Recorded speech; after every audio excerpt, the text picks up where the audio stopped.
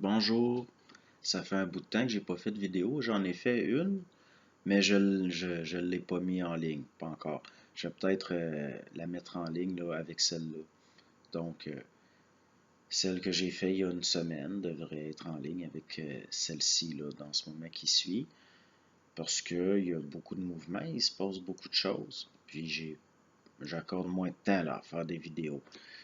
Puis c'est surprenant, là, quand je dis il y a du mouvement, c'est qu'il y a du mouvement. Par rapport, là, il y a quelque chose là, qui circule. C'est intéressant. Il se passe beaucoup de choses. Mais, bon, c'est certain que des fois, je me sens affecté un peu quand il y a beaucoup de mouvements, mais au sens où, vous savez, quand j'ai commencé à faire des vidéos, je le faisais pour moi, je me disais, ça me disait, ça va être un catalyseur de quelque chose, au sens que je me suis dit peut-être que je vais intégrer le matin, parce que souvent ça arrive, ça parle, c'est très brillant, mais plus que ce que l'ego peut intégrer, et c'est avec le temps.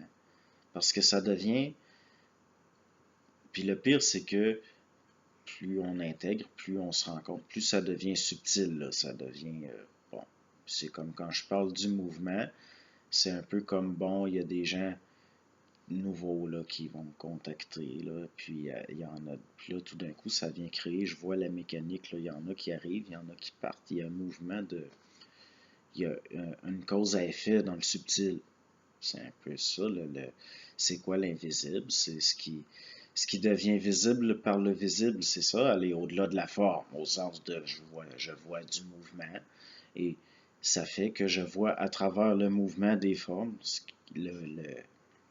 C'est de remonter en amont un peu.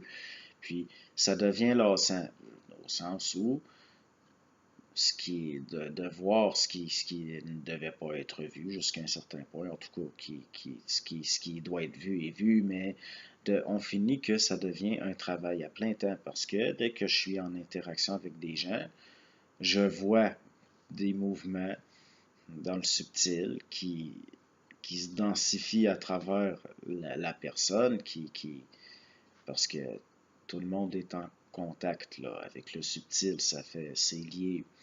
Il y a un des plans est une densification d'un autre qui, bon, puis c'est ça, on finit que j'ai à un moment donné, j'aurais envie de prendre des vacances, d'observer, parce qu'il y a une certaine, c'est déstabilisant. Il y a tout le temps du mouvement, on voit tout le temps du nouveau, il y a tout le temps, c'est en mouvement tout le temps, donc il n'y a aucun. Puis, il me reste encore, si on peut dire, le plan psychologique qui fait que j'aurais envie de me reposer de ça. Et puis, on finit toujours par tomber dans la naïveté de se dire, eh bien, si je rencontre des gens qui eux aussi le voient, au lieu d'être toujours à observer les forces à travers les gens, de les voir, mais de ne pas pouvoir en parler avec eux, de se dire ça va être un catalyseur d'intégration, au sens où je fais un mouvement, puis ça crée du mouvement, et puis il y a un retour et tout, et on finit toujours par tomber dans la naïveté que euh, si je viens à bout d'échanger avec des gens qui ont la vue de ces choses-là, eh bien, euh, ça sera pas aussi épuisant d'observer les forces. Mais il arrive tout le temps un moment où on finit que lorsqu'on voit qu'il y a plusieurs personnes qui échangent, la plupart des gens sont des. Ce que un voit, l'autre le voit pas, mais ce que lui voit et puis l'échange finit que l'autre le voit, et comme ça, il y a, si vous voulez, un panoramique là, lié aux différents paradigmes, aux différents points de vue qui vient créer quelque chose, une vision d'ensemble, et puis ce serait toujours encore là pour au moins avoir un échange avec des gens qui voient le jeu un peu dans le subtil, mais il finit toujours par y avoir l'être humain étant ce qu'il est, il y a encore de l'émotif, il y a encore de l'affectif, et puis ça va toujours engendrer de l'opposition, et ça fait partie du mouvement, mais c'est fatigant de voir des gens qui connaissent les forces, qui savent ce que sont les forces, de les voir devenir le portail de ça sans le voir tout d'un coup, puis de se rendre compte que c'est fluctuant, la vue, une vue claire de ces phénomènes-là. Donc, je suis jamais en conflit avec personne, mais je suis obligé de voir des conflits naître parce que il y a encore le fait que c'est c'est comme nous nourrissons le mémoriel avec l'émotionnel. Nous entretenons des formes. L'énergie qui n'a pas été intégrée dans l'expérimental dans l'enfance, par exemple, va être portée à vouloir revenir sous de nouvelles formes. Et ça, c'est dès que les formes sont nourries avec de l'émotivité, il y a de la conscience de drainer. Et c'est là qu'il y a ce maudit mémoriel expérimental-là qui vient colorer les rapports de la vue entre les différents points de vue et qui vient créer de l'opposition, qui vient créer de la division. Dès qu'il y a de l'émotionnel et de l'affectif lié à des vieilles mémoires expérimentales qui viennent se réveiller pour passer à travers de nouvelles formes, la mémoire cherche à s'actualiser dans le présent. Tout de suite, il va y avoir tôt ou tard de l'opposition, de la discorde, il va y avoir du conflit, des conflits, non pas d'ego, mais à travers l'ego, il y a du mémoriel qui cherche à créer de l'expérimental en s'additionnant, si vous voulez. Et de le voir, ça, c'est chez des gens qui sont qui ont intégré beaucoup, ça devient lassant. Puis c'est là qu'on se rend compte que le fait de se dire, ben, d'être toujours pris avec des gens qui n'ont pas de notion, de ce qui a été appelé la psychologie évolutionnaire, c'est lassant parce que vous voyez beaucoup de choses, mais ça ne serait pas ajusté d'en parler. Et puis on finit, c'est comme si on retenait toujours un mouvement, alors qu'on ne devrait pas, mais on sait qu'il ne sera pas ajusté encore parce qu'il y a certaines choses par rapport au discernement de la créativité réelle qui commencent à poindre, qui ne sont pas intégrées encore. Donc, c'est prendre des risques. C'est prendre des risques. Donc, on est toujours à retenir un mouvement, bon, on se met dans l'observation d'être le plus objectif possible. Puis là, ça devient un travail à temps plein. Et puis, on finit par se dire, d'autres qui voient ça, si on socialise avec eux, ça va être un peu peut-être des vacances. Eh bien, non. Non. Il, tant qu'il va y avoir ce qu'on voit là, dans la psychologie jungienne qui appelle l'enfant intérieur. Et puis, cette chose-là est une nuisance. C'est une nuisance, la puérilité émotive, affective, qui est liée à de la mémoire, liée à de l'expérimental à ces stades-là. Il y a de l'énergie qui n'est pas intégrée et ça, ça va toujours vouloir se remanifester dans le rapport à l'autre. Dès qu'elle est, c'est là que ça fait partie de ce dont j'ai parlé beaucoup, là, de l'intersubjectivité liée à la grégarité humaine, comme quoi que l'être humain est encore un animal social, il est complètement animalisé, il est mené par de l'émotivité, et même quand on commence à poindre une intégration de ces lois-là, ces maudites forces-là veulent toujours se réactualiser, on finit par dire parce qu'on ne sait pas le genre de choses qui s'intègrent parce qu'on le veut. J'ai été amené à faire ça. Ce que je fais sur YouTube, c'est parce que ça m'a amené à faire ça. C'est ce qui était dans le subtil en me traversant voulait se manifester comme ça et je sais aujourd'hui que ça n'est pas une question de libre arbitre. Mais une fois, donc on voit, ce n'est pas une décision, on voit parce que ça veut voir à travers. Et le fait est qu'on finit par développer, oui, c'est sûr, une opposition de la haine, de la colère, comme on le voit là, dans ce milieu-là, dit du supramental, la colère contre les forces. Mais même là, rendu jusqu'à un certain point, ça devient futile. C'est pas. C'est un peu. Les crises de force. À un moment donné, on vient fatigué de voir. Puis on se dit peut-être que si j'échange avec d'autres qui voient, ça va faire comme pas une vacance, mais c'est de sortir d'une immersion pour entrer dans quelque chose où il y a un échange réel et puis on pense que ça va être des vacances. Puis qu'est-ce qui commence à poindre? Des crises de force. Les crises de force encore, qui cherchent toujours à créer de l'opposition, de la division, qui veulent engendrer de l'expérimental pour réintégrer de l'énergie qui passe pas. Puis, ça crée des conflits, ça crée des blocages, ça crée de la hiérarchisation subjective superficielle liée à l'émotivité.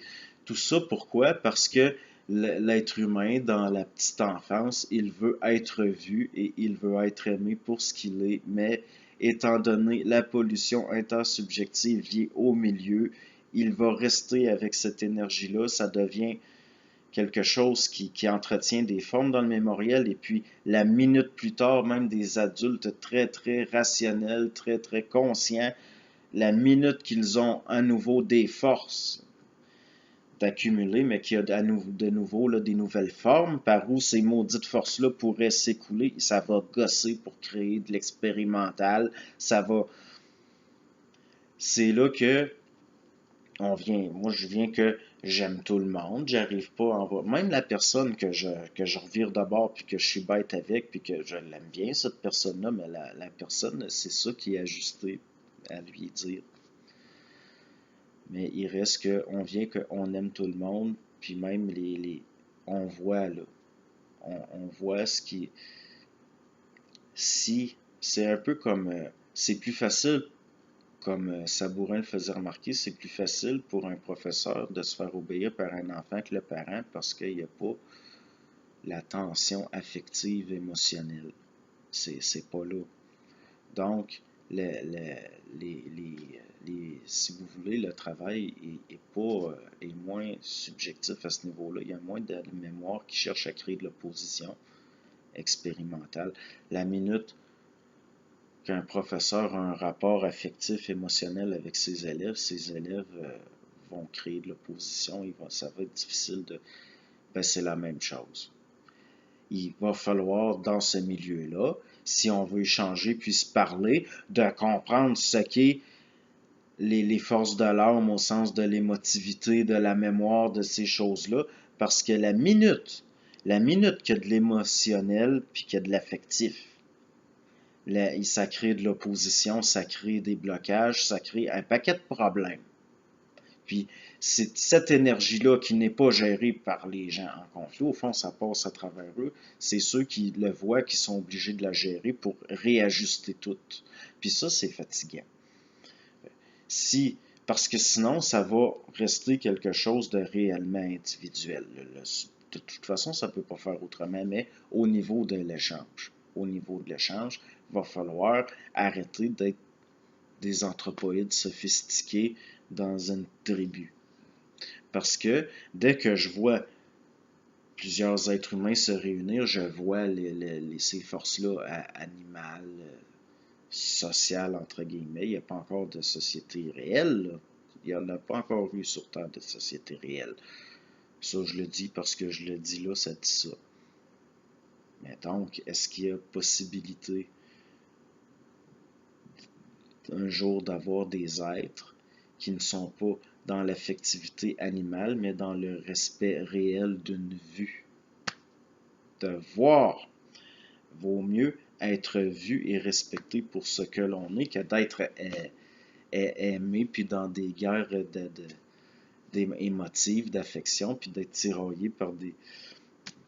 Parce que c'est sûr, quand il y a des conflits comme ça, personnellement, je trouve pas ça plaisant. Mais d'un point de vue émotif, ça me fait absolument rien. C'est trop intéressant d'observer ce qui se passe, le mouvement qui se densifie puis qui se concrétise dans des conflits comme ça. Qu'est-ce qui est en jeu derrière ça?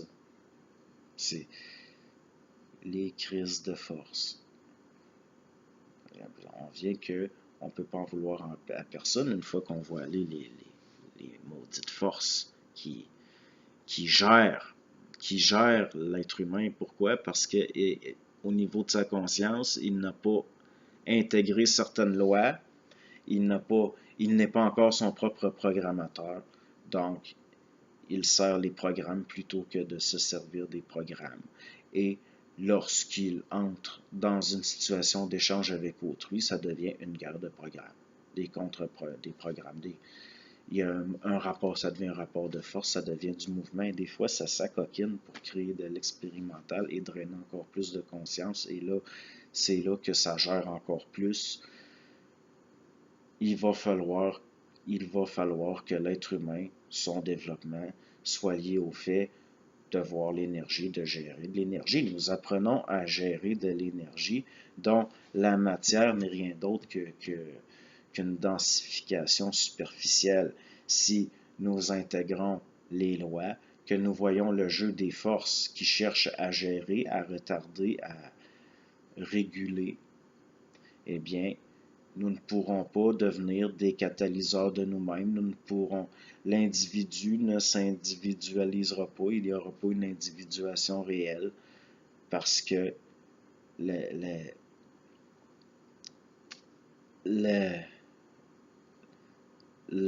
humain doit devenir son propre exégète, qui tient sa propre lumière et qui voit ce qui vient de l'extérieur, ce qui ne vient pas de lui, pour qu'il cesse de s'identifier à ce qui n'est pas lui, pour développer une identité réelle.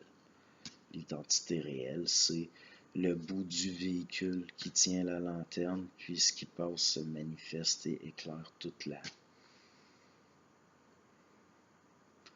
Bon, ça va faire. Bonne journée.